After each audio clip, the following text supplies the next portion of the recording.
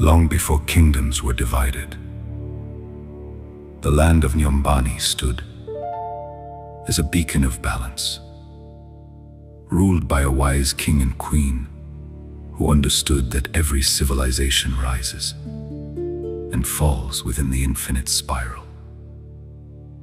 Balance, growth, excess, and collapse.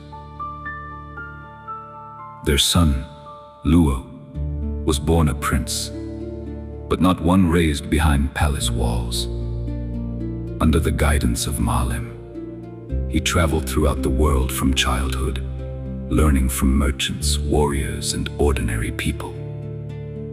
Together they sailed often with the Watu Wawimbi, a nomadic seafaring people whose ships connected distant lands. During those voyages, Luo formed a lifelong friendship with Noah, another boy who shared his curiosity and love of adventure. While Luo learned the world, another child grew beneath the kingdom's shadow, Jasiri Mzima.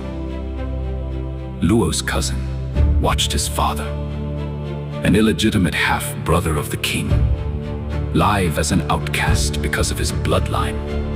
The humiliation hardened Jasiri. After his father's death, he entered war, earning fame as a brilliant and feared commander. Every victory convinced him that power belonged to those willing to seize it. When Jasiri returned, he overthrew Luo's parents and claimed the throne for himself, plunging Nyumbani into a new age. As chaos consumed the capital, Luo's parents sacrificed themselves to ensure their son's escape. In the confusion, Luo nearly gave in to vengeance. But Maalim stopped him from taking a life that would have changed him forever. Instead, the old master led him away from the kingdom. The following morning, Luo practiced martial arts alone, using movement as meditation while reflecting on Maalim's teachings. It became the first step in replacing anger with discipline, leaving everything he had known behind. Luo traveled once more with the Watu Wawimbi. They carried him away from his homeland, eventually setting him ashore at Lamita, before continuing their own endless voyage back toward the coast of Makanga. There, Luo's exile truly began.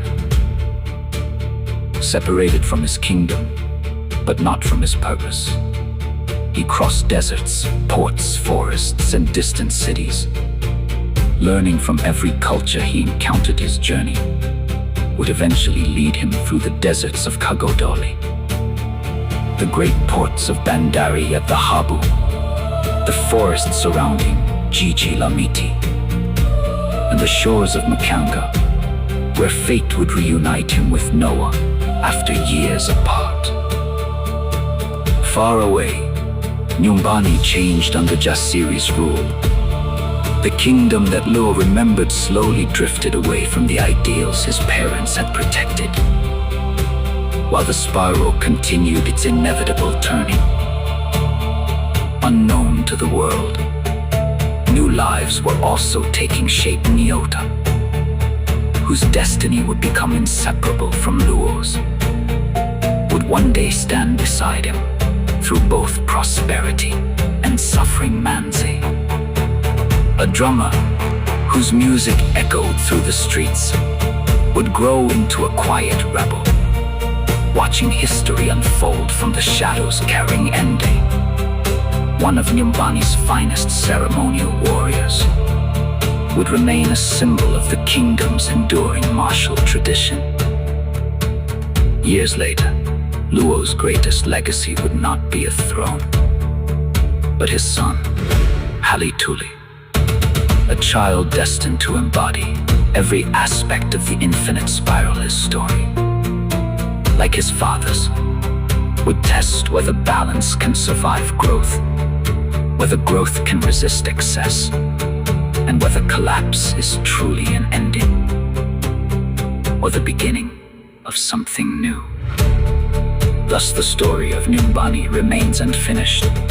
A kingdom lost, a prince in exile, a usurper on the throne, old friendships waiting beyond the horizon, and a future shaped not by destiny, but by the choices made as the spiral turns once again.